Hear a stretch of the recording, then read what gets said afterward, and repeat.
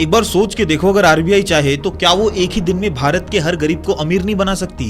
क्या वो unlimited note छाप के भारत के 181 लाख करोड़ के कर्ज को हमेशा के लिए खत्म नहीं कर सकती? और सबसे बड़ा सवाल, क्या ये कर्ज हमारे बच्चों के फ्यूचर पे बोझ बनने वाला है? आज हमारे पास एक ऐसी मशीन है जो कि हर दिन कागज को पैसे में बदल रही है, और पैसों की कभी ना खत्म होने वाली इस डिमांड को फुलफिल करने के लिए ये मशीन साल के 365 दिन नॉन स्टॉप चलते रहती है और हमारी इकोनॉमी में लाखों करोड़ों रुपए को पंप करते रहती है।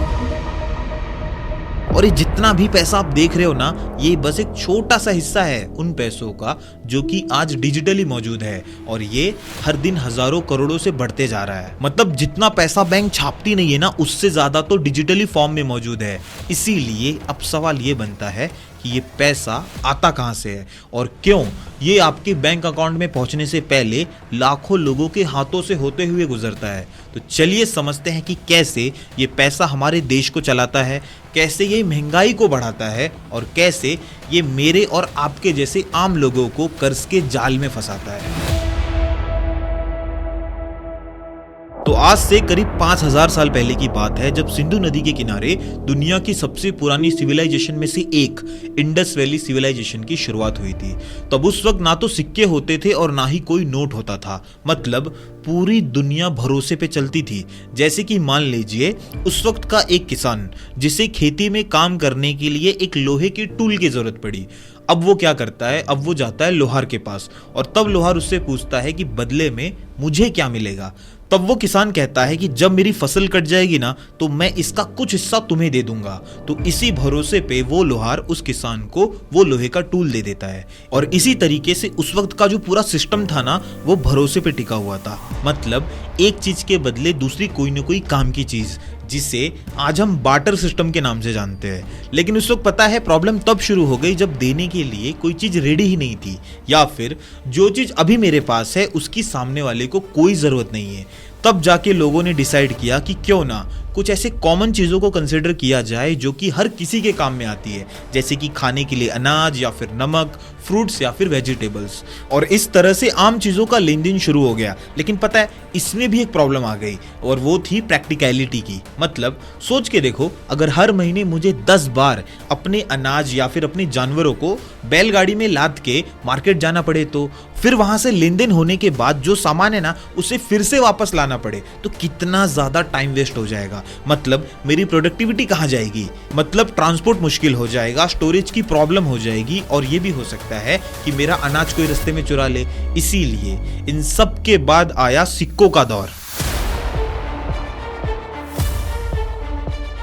मतलब आज से 4000 साल पहले सोना, चांदी या फिर तांबा, ये सब सिर्फ मेटल्स नहीं थे, इन्हें उस वक्त यूनिवर्सली वैल्यूएबल माना गया। इसीलिए बाद में गुप्ता वंश और मौर्य जैसे साम्राज्यों ने अपने अपने सोने और चांदी के सिक्कों को बनवाना शुरू कर दिया, जिसमें एक तरफ राजा का चेहरा होता था और दूसरी तरफ उस राज्य की कोई न कोई निशानी होती थी। तो अब सिक्कों के आने के बाद हुआ क्या कि उस वक्त का जो व्यापार था ना, उसे करना बहुत ज्यादा इजी हो गया। मतलब पॉकेट से सिक्के निकाले और ट्रेड तुरंत। पर इसमें एक प्रॉब्लम थी जो मैंने आपको अभी तक नहीं बताया, और वो ये थी कि उस वक्त सोना चांदी लेके घूमना किसी भी व्यापारी के लिए बहुत ज्यादा रिस्की था, क्योंकि तब अगर मार्केट जाने के टाइम पे अगर बीच में जंगल पड़ जाए तो उन्हें चोरी, डकैती या फिर लूट जैसी प्रॉब्लम का सामना करना पड़ता था, जिससे उनका सफर जितना लंबा होता था ना, उनका रिस्क उतना ही ज्यादा बढ़ जाता था। और बाद में इसी प्रॉब्लम को टैकल करने के लिए शुरू हुई पेपर प्रॉमिस की कहानी, मतलब हुंडी सिस्टम, जिसे आज हम हवाला के नाम से जानते हैं,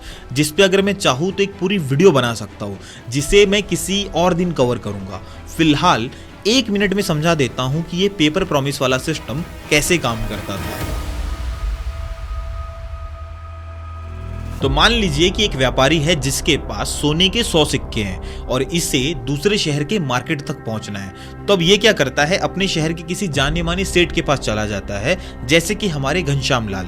तो अब ये सेठ क्या करता है, उन 100 सिक्कों को ले तो लेता है, लेकिन बदले में उसे कागज पे एक नोट लिख के देता है कि जब भी तुम इस नोट को लेकर आओगे ना, तब मैं या फिर मेरा बेटा तुम्हारे 100 सिक्के को वापस कर देंगे। और अब ना वो व्यापारी क्या करता है पता है, उसे लेके मार्केट में पहुंचता है और 100 रुपए के सिक्कों की वैल्यू के बराबर वाले किसी भी सामान को खरीद लेता है। अब चूंकि घनश्याम लाल की ईमानदारी पे पूरे शहर को भरोसा था, इसीलिए वो नोट अब मार्केट में घूमता है। और अब यहां से ना थोड़ा ध्यान से सुनना, क्योंकि अब इस कहानी में एक छोटा सा ट्विस्ट आने वाला है। क्योंकि बीतते समय के साथ साथ वो जो सेठ होता है ना, वो क्या ऑब्जर्व करता है कि 90% लोग अपने सोने के सिक्के को लेने ही नहीं आ रहे। मतलब उन सब के सिक्के तिजोरी में ऐसे ही पड़े हुए हैं और मार्केट में उसके बनाए हुए प्रॉमिस नोट सर्कुलेट हो रहे हैं। तब सेठ अपना दिमाग चलाता है और वो ये सोचता है कि क्या हो अगर मैं एक नकली प्रॉमिस नोट बना दूं, तो किसी को थोड़ी ना पता चलने वाला है। इसका मतलब पता है वो क्या करता है, मान लीजिए कि उसके सेफ में 1000 सिक्के पड़े हुए हैं, तो इसका मतलब तो ये हुआ ना कि उसके 100 सिक्के वाले 10 प्रॉमिस नोट ऑलरेडी मार्केट में घूम रहे हैं, एक हाथ से दूसरे हाथ। तो इसीलिए वो क्या करता है, वो ना एक आदमी को एक फेक प्रॉमिस नोट लिख के दे देता है एज अ लोन। मतलब उस आदमी को 6 महीने का टाइम दिया जा रहा है और वो 6 महीने बाद उस सेठ को 100 नहीं बल्कि 110 सिक्के वापस लाके देगा, जिससे उस नकली वाले प्रॉमिस नोट की वजह से वो सेठ 10 सिक्के एक्स्ट्रा कमा लेता है, वो भी बिना किसी सिक्के को बनाए। और आज इतने सालों बाद देखा जाए तो आज भी वही हो रहा है, क्योंकि आज उस सेठ की जगह आरबीआई ने ले ली है। मतलब आप कभी 100 का नोट उठा के देख लेना, उसमें क्या लिखा होता है कि मैं धारक को, मतलब जिसके पास भी ये नोट होगा, उसे 100 रुपए अदा करने का वचन देता हूं। और नीचे गवर्नर का साइन होता है। मतलब 100 रुपए के नोट के बदले आप ना मार्केट में किसी भी 100 रुपए की वैल्यू वाला सामान खरीद सकते हो। इसीलिए जैसे उस सेठ पे भरोसा करते थे ना, वैसे ही आज हम आरबीआई और हमारी सरकार पे भरोसा करते हैं। और अगर किसी दिन ये भरोसा टूट गया ना, तो ये कागज बस एक रंगीन टुकड़ा बन के रह जाएगा। और अगर मैं आज के सिस्टम की बात करूं ना, तो बता दूं कि आज का मॉडर्न सिस्टम इतना ज्यादा एडवांस है कि आज हमारे पास जितना पैसा कागज और सिक्के के रूप में मौजूद नहीं है ना, उससे ज्यादा तो डिजिटली नंबर्स में मौजूद है। क्योंकि जब भी आप अपने बैंक में पैसे जमा करते हो ना, जैसे कि मान लो आपने 10,000 जमा किया, तो वो पैसा हमेशा के लिए उस बैंक के लॉकर में पड़ा नहीं रहता। वो बस कंप्यूटर स्क्रीन पे कुछ नंबर्स को चेंज करके आपके अकाउंट में दिखने लगता है। और जब आप बैंक से लोन लेते हो तो पैसा कहीं से निकलता नहीं है, बस कंप्यूटर में टाइप हो जाता है और आपके अकाउंट में एक नया बैलेंस शो होता है, जो कि पहले कभी इस दुनिया में एग्जिस्ट करता ही नहीं था। और ये सारा प्रोसेस होता है बिल्कुल उस फेक प्रॉमिस नोट की तरह, जो कि सेठ चुपके से बना के दे देता था। नहीं समझ में आ रहा है तो एक एग्जांपल देता हूं। मान लीजिए कि मनोज नाम का एक बंदा है, जिसे अपने घर की छत बनानी है, जिसके लिए उसे कम से कम 2 लाख रुपए की जरूरत है। और अब ये पैसा वो बैंक से लोन लेता है, तो बैंक क्या करता है, उसके अकाउंट में सिंपली 2 लाख रुपए टाइप कर देता है। फिर मनोज ये पैसा कॉन्ट्रैक्टर को देता है, फिर कॉन्ट्रैक्टर वही पैसा उन लेबर्स में घुमाता है और बाद में पैसा कमाने के बाद लेबर्स मान लीजिए किराने की दुकान से सामान खरीद लेते हैं। और पैसे की ये कहानी यही खत्म नहीं होती, क्योंकि वो जो किराने वाला है ना, वो भी तो किसी से सामान लेता होगा। तो वो क्या करता है, वो अपने सप्लायर को पेमेंट करता है और सप्लायर उन्हीं पैसों को बैंक में वापस कर देता है विद इंटरेस्ट, अगर उसने अपने धंधे या अपने वेयर हाउस के लिए कहीं से लोन लिया हो तो। So moral of the story यही है, और इसे ध्यान से सुनना, कि जब भी किसी लोन का पूरी तरीके से रीपेमेंट होता है ना, तब जो पैसा बैंक ने क्रिएट किया था वो हमेशा के लिए डिलीट हो जाता है और बदले में जो ब्याज मिलता है ना, वो बन जाता है बैंक का प्रॉफिट। अगर ये क्रिएट और डिलीट वाला अगर आपको नहीं समझ में आ रहा है, तो मान लीजिए कि मैं ही एक बैंक चलाता हूं, जिसमें मेरे पास 500 ऐसे कस्टमर है जो कि मेरे बैंक में सिर्फ पैसा डिपॉजिट करते हैं। और अगर इन 500 लोगों ने मिलके मेरे पास 100 करोड़ रुपए जमा कर दिए हैं, तो एज अ बैंक मैं क्या करूंगा पता है, मैं इन 100 करोड़ में से एटलीस्ट 30% साइड में रख लूंगा और बाकी के फंड्स को मैं सैंक्शन कर दूंगा लोन देने के लिए। और मेरा ये टारगेट रहेगा कि मैं एक साल में कम से कम 200 लोगों को सक्सेसफुली लोन दे पाऊं। तो इन 200 लोगों से मुझे जो ब्याज मिलेगा ना, वो मेरे बहुत काम आएगा, क्योंकि ये मुझे हायर रेट ऑफ इंटरेस्ट लाके देंगे, जैसे उस सेठ को उस बंदे ने लाके दिया था 6 महीने बाद, जिसमें अगर मैं बात करूं तो 9 से लेके 12% तक का तो इंटरेस्ट कहीं नहीं गया है। सो आई होप इस एक एग्जांपल से आपको समझ में आ गया होगा कि बैंक पैसा कैसे बनाती है। तो अब जरा मैं आपको ये समझा दूं कि इन सब के बीच में महंगाई को कैसे फर्क पड़ता है, मतलब कैसे पैसा इन्फ्लेशन को कंट्रोल करता है। तो मान लीजिए कि एक क्लासरूम है जिसमें 10 बच्चे हैं और हर बच्चे के पास 10-10 रुपए है जो उनको उनकी मम्मी ने दिया है। तो अब मैं जो हूं वो एक दुकानदार है जिसके पास 10 ही चॉकलेट है। तो अब क्या होता है, वो जो 10 बच्चे हैं वो मेरे पास आते हैं और 10-10 रुपए देके सारे चॉकलेट खरीद के लेके जाते हैं। तो अब क्या हो अगर दूसरे दिन उन बच्चों की मम्मी ने उन सबको 20-20 रुपए दे दिए हो, तो उन सब के पास टोटल होंगे 200 रुपए, लेकिन चॉकलेट तो मेरे पास 10 ही है ना।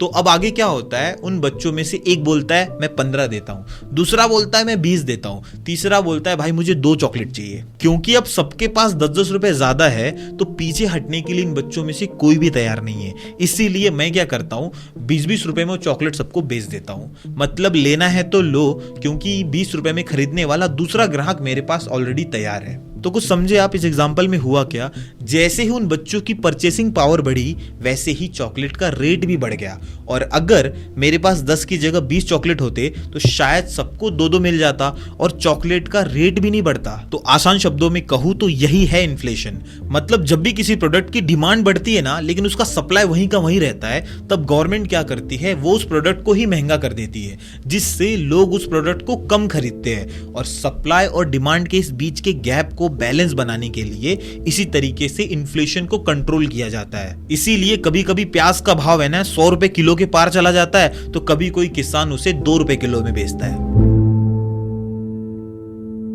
और अगर ये इन्फ्लेशन थोड़े समय के लिए होना तो ठीक है, लेकिन अगर ये महंगाई लोगों की एसेंशियल या फिर बेसिक जरूरतों को ही इंपैक्ट कर दे तो ये किसी भी देश की इकोनॉमी पे बहुत बुरा असर डाल सकता है, जैसा कि हमने हाल ही में पाकिस्तान का हाल देखा था। और इसी इकोनॉमी को बैलेंस करने में मदद करती है आरबीआई। मतलब अगर वो ज्यादा नोट छाप दे तो रुपए की वैल्यू गिर जाएगी, और अगर वो कम नोट छाप दे तो हमारी जो इकोनॉमी है ना वही स्लो हो जाएगी। इसीलिए आज गवर्नमेंट जो भी टैक्स या फिर जीएसटी वसूल करती है, या फिर लोन या फिर बॉन्ड्स को इश्यू करके जो भी जितना भी पैसा वो जमा करती है ना, इस सारा पैसा काम आता है स्कूल बनाने में, लोगों को हेल्थ केयर देने में, एजुकेशन देने में, या फिर रेलवेज को मेंटेन करने में। लेकिन सोचो अगर खर्चा ज्यादा हो जाए तो तब गवर्नमेंट को फिर से नए लोन लेने पड़ते हैं। और समझिए इस बात को, जब भी नया लोन लिया जाता है ना, तब टैक्स पेयर्स के जो पैसे होते हैं वो पुराने वाले लोन को चुकाने में लग जाते हैं। और एक बार सोच के देखो, अगर ये पैसा गलत जगह चला जाए तो, मतलब रिश्वतखोरी, स्कैम्स या फिर बड़े बड़े घोटालों में। इसीलिए आज मैं बोल रहा हूं कि भारत का जो टोटल कर्ज है ना, इंटरनल और एक्सटर्नल को मिला के 181 लाख करोड़ है। मतलब ऑन एन एवरेज हर भारत के नागरिक के ऊपर 1 लाख रुपए का तो कर्ज है ही है। तो मुझे ऐसा लगता है कि सच में अगर ये पैसा इंफ्रास्ट्रक्चर्स या फिर हेल्थ केयर या फिर एजुकेशन में लगे ना, तो ये एक इन्वेस्टमेंट बन जाएगा जो कि आगे चल के हमारे देश को और भी ज़्यादा मजबूत बनाएगा। लेकिन अगर ये पैसा घोटाले, लग्जरी प्रोजेक्ट या फिर वोट बैंक वाली राजनीति में उड़ा दिया जाए तो ये आने वाली पीढ़ी के लिए बस एक बोझ बन के रह जाएगा। तो इसीलिए आप इस बारे में क्या सोचते हो मुझे कमेंट करके बताना कि आज जो लोगों को वोट बैंक के लिए भर भर के पैसे बांटे जा रहे हैं, क्या ये करना सही है या गलत है। और हो सके तो इस वीडियो को ज़्यादा से ज़्यादा लोगों तक शेयर करना, ताकि ज़्यादा से ज़्यादा लोग ये समझ सके कि उनकी मेहनत का पैसा उन तक कैसे पहुंचता है। और अगर ये वीडियो आपको बहुत ज़्यादा पसंद आया तो लाइक ज़रूर करना। और अगर इस वीडियो पे 500 लाइक्स आ गए ना, तो मैं अगला वीडियो बनाऊंगा कि आपकी मेहनत का पैसा जाता कहाँ है। Thank you.